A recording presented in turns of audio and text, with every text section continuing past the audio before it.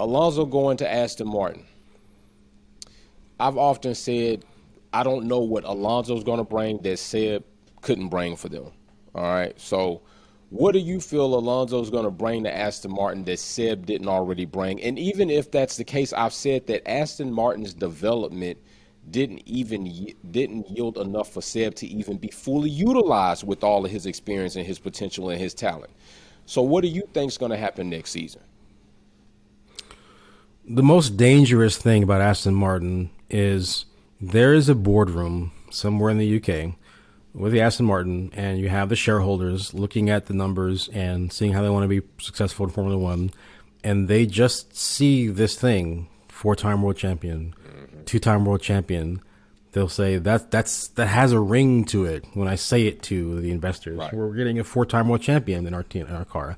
We're getting a two-time world champion in our car. This is going to be great for us. This is going to be awesome. That is the primary factor, I believe, in why they sought Vettel so aggressively and why they went after Alonso as well. I can actually imagine others that might be a better fit for that team, especially with the dynamic between Lance Stroll and his father, Lawrence Stroll. Mm-hmm.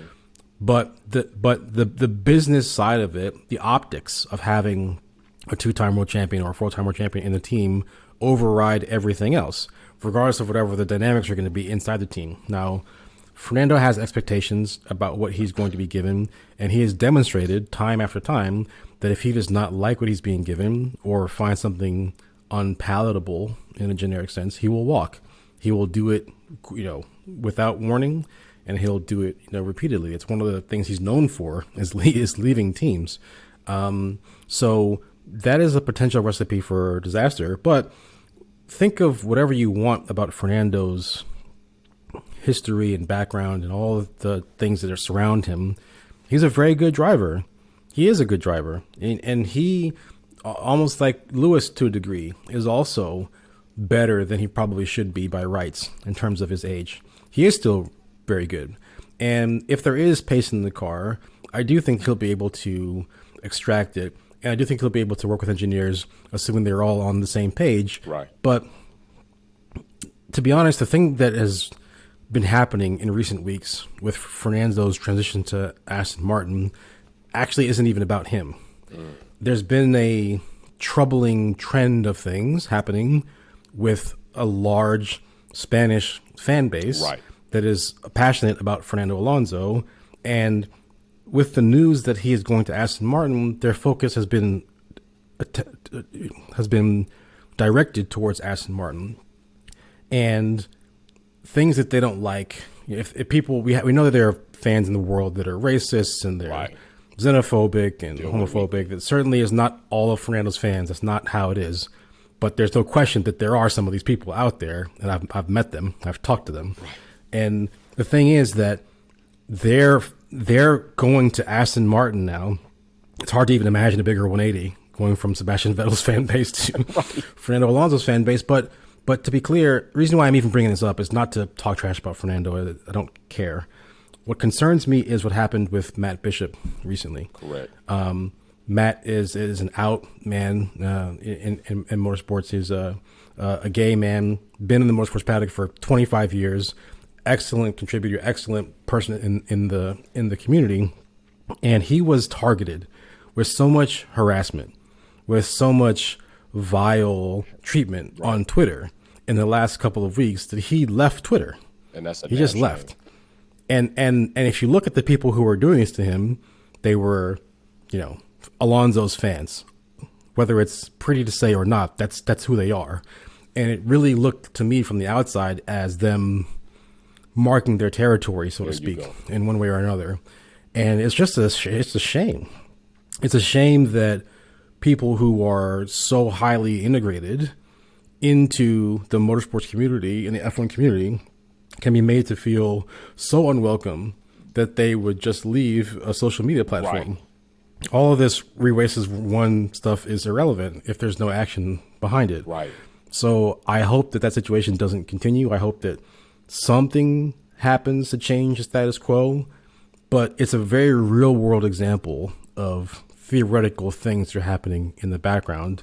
I just wish it didn't have to unfold the way it's been doing so far. Right. And Bryce, you bring a very good point, and it is indeed disgusting. And I'm going to also say this.